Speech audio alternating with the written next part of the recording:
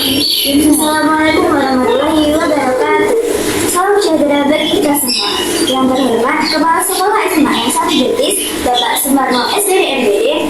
Yang terhormat Bapak Ibu Guru Tenaga Pendidik. Yang terhormat para hadirin sekalian serta teman-teman yang saya cintai dan saya banggakan.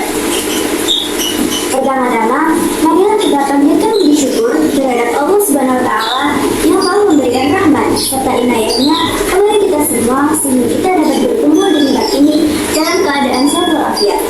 Tak lupa, selawat serta salam senantiasa kita curahkan kepada junjungan kita Nabi Muhammad SAW yang syafaatnya kita nantikan di yaumul akhir nanti. Hadirin yang saya hormati, pada kesempatan kali ini, izinkanlah saya, Zahra Nur Anjani, untuk menyampaikan pidato tentang wujud kedaulatan rakyat dan tanggung jawab bersama. Dalam sejarah Indonesia, pemilu telah dilaksanakan sejak masa kemerdekaan. Pemilu pertama dilaksanakan pada tahun 1945, dan sejak saat itu, pemilu dilaksanakan secara berkala setiap 5 tahun sekali. Pemilu terakhir dilaksanakan pada tahun 2019 dan pemilu berikutnya akan dilaksanakan pada tahun 2024. Pemilu merupakan salah satu pilar penting dalam sistem demokrasi. Melalui pemilu, rakyat dapat menyalurkan aspirasi dan memilih pemimpin yang mereka yakini mampu membawa perubahan dan kemajuan bagi bangsa dan negara. Oleh karena itu, partisipasi seluruh warga dan partisipasi aktif seluruh warga negara dalam pemilu sangat penting. Mekanisme pemilu merupakan syarat mutlak bagi sebuah negara yang masyarakat menyatakan dirinya sebagai sebuah negara demokrasi. Tanpa pemilu, maka tidak ada demokrasi. Dan tanpa demokrasi, maka tidak ada kedaulatan rakyat dalam proses bernegara. Maka dari itulah mengapa proses dalam pemilu dikatakan sebagai pesta demokrasi.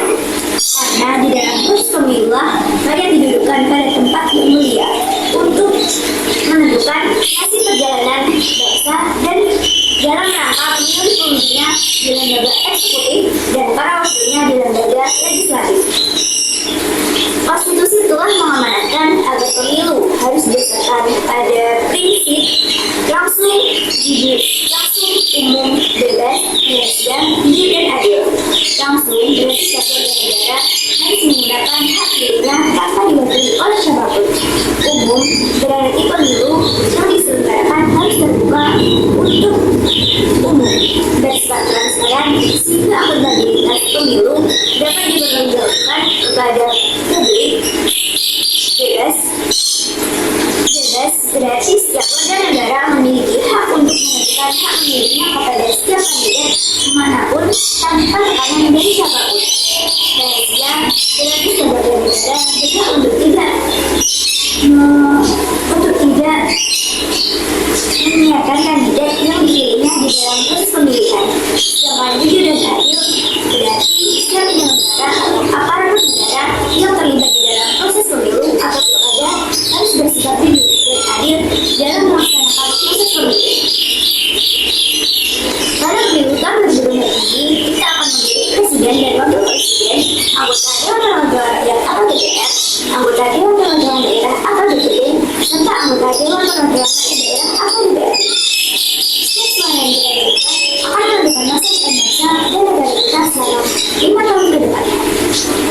Pemilihan umum termasuk pemilihan presiden dan wakil presiden sesungguhnya adalah milik rakyat.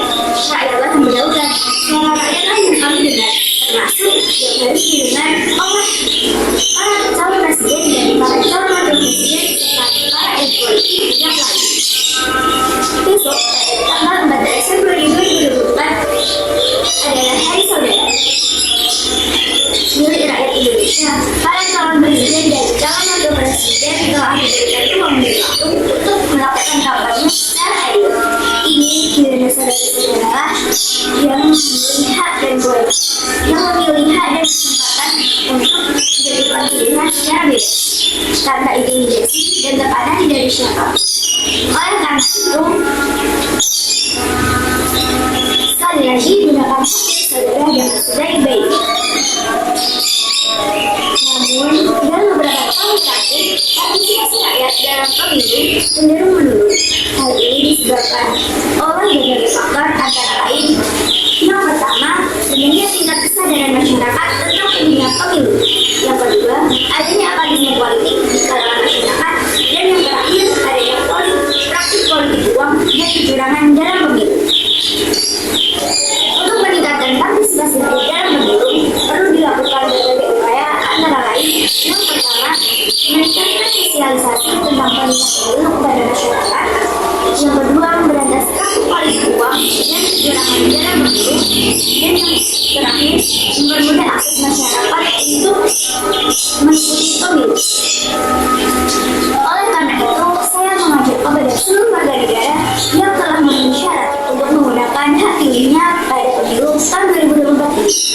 Jangan golput, golongan putih atau tidak memilih, karena golput sama saja dengan membiarkan orang lain menentukan masa depan kita. Dalam memilih pemimpin, kita harus menggunakan akal sehat dan hati nurani. Jangan boleh terpengaruh oleh janji-janji manis para calon pemimpin. Pilihlah pemimpin yang memiliki integritas, kompetensi, visi yang jelas, dan rekam jejak yang baik untuk membangun bangsa ini. Jangan pilih pemimpin yang hanya mementingkan diri sendiri dan kelompoknya. Pilihlah pemimpin yang peduli dengan rakyat dan kesejahteraan rakyat. Pemimpin yang baik adalah pemimpin yang jujur, adil, dan amanah. Pemimpin yang baik adalah pemimpin yang mampu perubahan dan kemajuan bagi bangsa dan negara. Pemimpin yang baik adalah pemimpin yang peduli kepada rakyat dan memperjuangkan kepentingan rakyat. Marilah kita ukir sejarah baru dengan menjadikan keseluruhan rangkaian pemilu 2024 ini sebagai kehidupan demokrasi yang makin matang dan dewasa. Demokrasi yang memberikan ruang kebebasan dan melindunginya hak politik warga negara serta yang dijalankan dengan damai, tertib, dan penuh etika. Demokrasi seperti itulah yang bermanfaat dan ketenteraman bagi rakyat kita dan sekaligus mencerminkan peradaban bangsa yang luhur dan mulia. Demikianlah cerita singkat saya tentang pendidikan. Semoga kita semua dapat menggunakan hak pilih kita dengan baik, sebaik-baiknya dan memilih